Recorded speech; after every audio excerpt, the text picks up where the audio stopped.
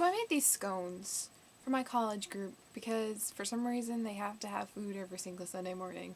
It was my turn, so I made scones because scones are awesome, right? But I thought it would be good if I doubled the recipe, so I did. And I followed the instructions painstakingly. And yet, when the scones came out of the oven, giant and fluffy and delicious smelling, I tried one. It tasted like baking soda. For some reason I thought it would be okay to serve them anyway, so I did.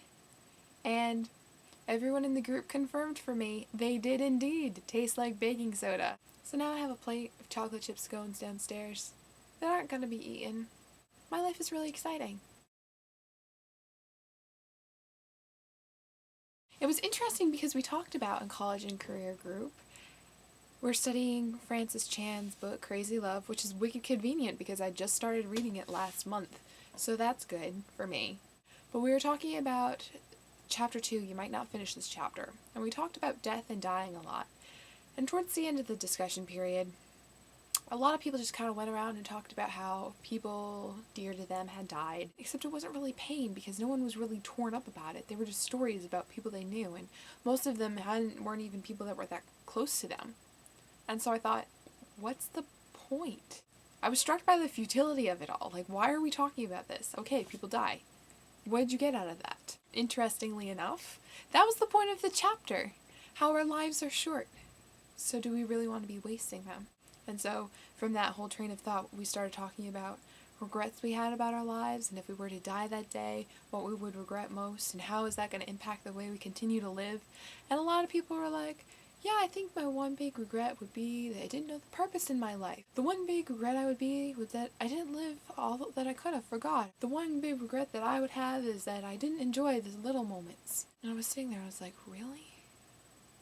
I think we're very easily satisfied with things that don't matter. Because I know it's true in my life that I'm so content to sit and absorb and react, and that's fine for me. I get by on that.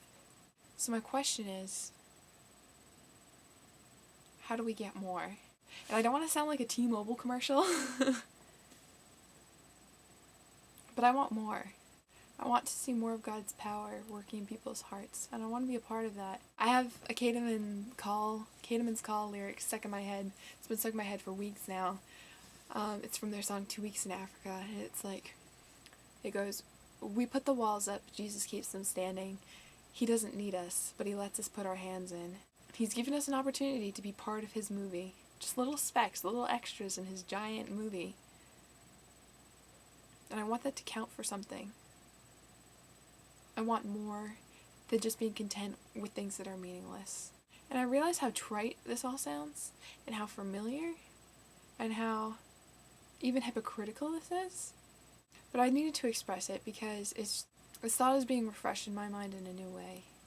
I like to think of my motto as, in pursuit of divine discontent, and I'm experiencing a renewed commitment to that motto. So I hope you guys have a fantastic week. Peace out, Rainbow Trout.